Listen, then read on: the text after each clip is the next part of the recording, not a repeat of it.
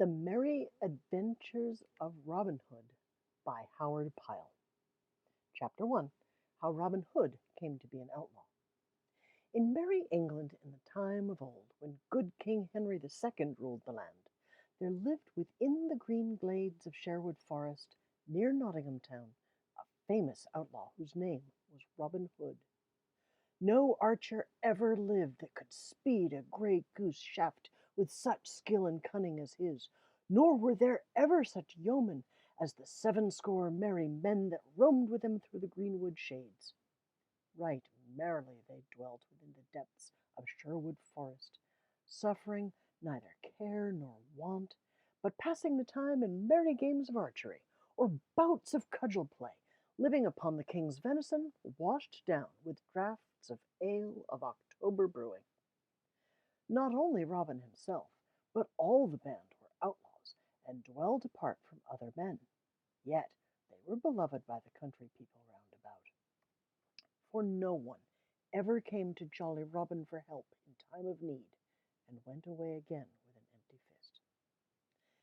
And now I will tell you how it came about that Robin Hood fell afoul of the law. When Robin was a youth of 18, stout of sinew and bold of heart, the Sheriff of Nottingham proclaimed a shooting match, and offered a prize of a butt of ale to whosoever should shoot the best shaft in Nottinghamshire. Now, quoth Robin, will I go too, for fain would I draw a string for the bright eyes of my lass, and a butt of good October brewing. So up he got, and took his good stout yew bow, and a score or more of broad cloth-yard arrows, and started off from Locksley Town, through Sherwood Forest to Nottingham. It was at the dawn of day in the merry May time, when hedgerows are green, and flowers bedeck the meadows, daisies pied, and yellow cuckoo buds, and fair primroses all along the briery hedges. When apple buds blossom and sweet birds sing, the lark at dawn of day, the thrusslecock and cuckoo, when lads and lasses look upon each other with sweet thoughts, when busy housewives spread their linen to bleach upon the bright green grass.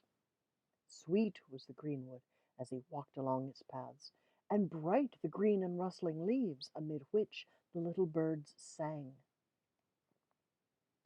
with might and main. And blithely Robin whistled as he trudged along, thinking of Maid Marian in her bright eyes, for at such times a youth's thoughts are wont to turn pleasantly upon the lass that he loves best. As thus he walked along with a brisk step and a merry whistle, he came suddenly upon some foresters seated beneath a great oak tree.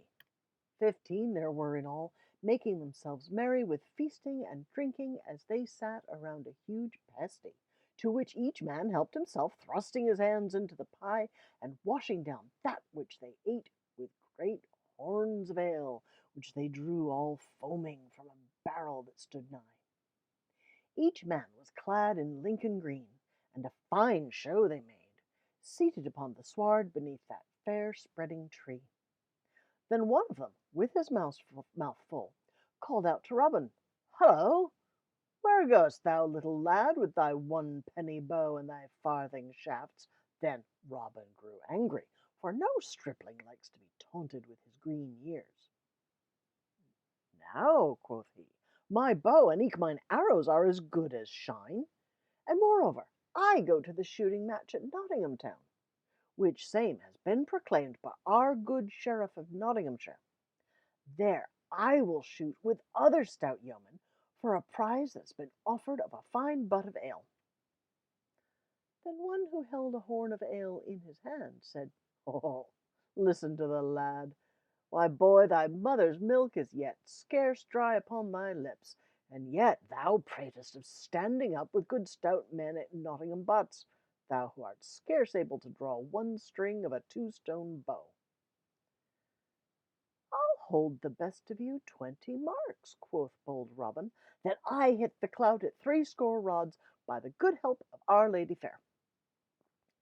At this all laughed aloud, and one said, "Well boasted, thou fair infant, well boasted, and well thou knowest that no target is nigh to make good thy wager." And another cried, "He will be taking ale with his milk next."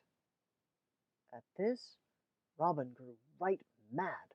"Hark ye," said he, "yonder at the glade's end I see a herd of deer, even more than threescore rods distant. I'll hold you 20 marks that, by the leave of Our Lady, I cause the best heart among them to die." "Now done!" cried he who had spoken first, "and here are 20 marks. I wager that thou causest no beast to die, with or without the aid of Our Lady."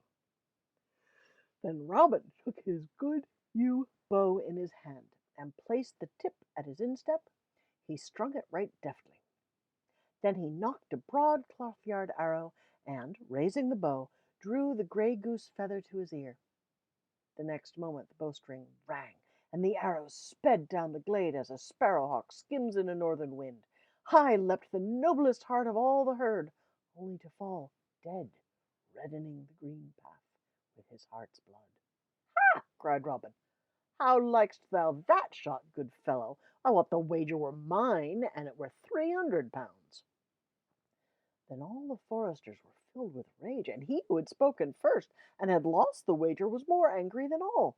"Nay," cried he, "the wager is none of thine, and get thee gone straightway, or by all the saints of heaven, I'll baste thy sides until thou wilt ne'er be able to walk again." "Knowest thou not," said another, "that thou'st killed the king's deer? By the laws of our gracious lord and sovereign, King Harry, thine ears should be shaven close to thy head." "Catch him!" cried a third. "Nay," said a fourth, "let him e'en go, 'cause of his tender years." Never a word said Robin Hood, but he looked at the foresters with a grim face. Then, turning on his heel, strode away from them down the forest glade. But his heart was bitterly angry, for his blood was hot and youthful and prone to boil. Now, well would it have been for him who had first spoken had he left Robin Hood alone. But his anger was hot, both because the youth had gotten the better of him, and because of the deep draughts of ale that he had been quaffing. So, of a sudden, without any warning, he sprang to his feet and seized upon his bow and fitted it to a shaft. "Aye," cried he, "and I'll hurry thee anon." And he sent the bow whistling after Robin. It was well for Robin Hood that that same forester's head was spinning with ale, or else he would never have taken another step. As it was, the arrow whistled within 3 inches of his head. Then he turned around and quickly drew his own bow and sent an arrow back in return. "You said I was no archer," cried he aloud, "but say so now again." The shaft flew straight. The archer fell forward with a cry and lay on his face upon the ground, his arrows rattling about him from out of his quiver, the gray goose shaft wet with his heart's blood. Then, before the others could gather their wits about them, Robin Hood was gone into the depths of the greenwood. Some started after him, but without much heart, for each feared to suffer the death of his fellow. So presently they all came and lifted the dead man up and bore him away to Nottingham town. Meanwhile Robin Hood ran through the greenwood. Gone was all the joy and brightness from everything, for his heart was sick within him, and it was borne in upon his soul that he had slain a man.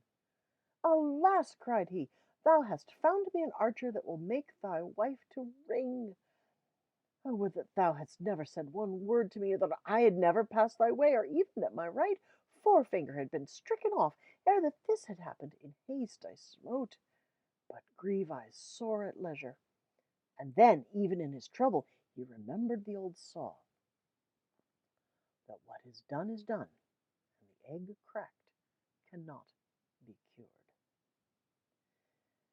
And so he came to dwell in the greenwood that was to be his home for many a year to come, never again to see the happy days with the lads and lasses of sweet Locksley Town. For he was outlawed, not only because he had killed a man, but also because he had poached upon the king's deer, and 200 pounds were set upon his head as a reward for whoever would bring him